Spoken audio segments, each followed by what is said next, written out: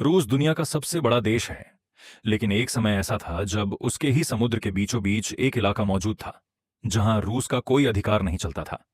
यह जगह थी सी ऑफ ओखोत्स्क के बीच में मौजूद एक अजीब सा हिस्सा, जिसे बाद में पीनट होल कहा जाने लगा। नाम भले ही छोटा और मजेदार लगे, लेकिन रूस के लिए यह एक बड़ी समस्या बन चुका था।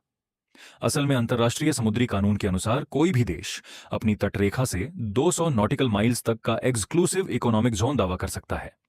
इसी नियम की वजह से सी ऑफ ओखोत्स्क में एक ऐसा हिस्सा बच गया जो चारों तरफ से रूसी समुद्री क्षेत्र से घिरा था, लेकिन खुद किसी भी देश के आर्थिक क्षेत्र में नहीं आता था। कानून की नजर में यह इंटरनेशनल वाटर्स था, यानी दुनिया का कोई भी देश यहां जहाज चला सकता था, ऊपर से उड़ान भर सकता था और बिना रूस की अनुमति के मछली पकड़ सकता था। 1990 के दशक में जैसे ही दुनिया को इस लूप होल का पता चला, विदेशी फिशिंग फ्लीट्स यहां पहुंचने लगीं।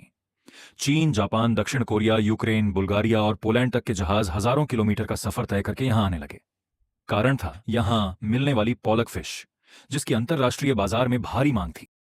कुछ ही वर्षों में यहां से लाखों टन मछलियां निकाली गईं और समुद्री संसाधनों पर दबाव तेजी से बढ़ने लगा। स्थिति इतनी गंभीर हो गई कि पूरे इकोसिस्टम पर खतरा मंडराने लगा। सबसे बड़ी बात यह थी कि रूस चाहकर भी सीधे कार्रवाई नहीं कर सकता था, क्योंकि तकनीकी रूप से यह इलाका उसका नहीं माना जाता था। तब रूस ने ताकत नहीं बल्कि कानून का सहारा लिया। मामला संयुक्त राष्ट्र तक पहुंचाया गया। रूस ने दलील दी कि भले ही ऊपर का पानी अंतरराष्ट्रीय हो, लेकिन उसके नीचे मौजूद समुद्री तल रूस के कॉन्टिनेंटल शेल्फ का प्राकृतिक विस्तार है। कई सालों की प्रक्रिया के बाद संयुक्त राष्ट्र ने रूस की दलील स्वीकार कर ली।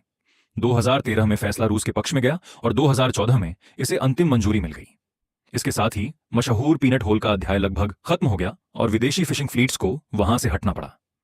एक छोटा सा कानूनी लूप होल जिसने सालों तक रूस को परेशान रखा और जिसे आखिरकार कानून से ही बंद किया गया।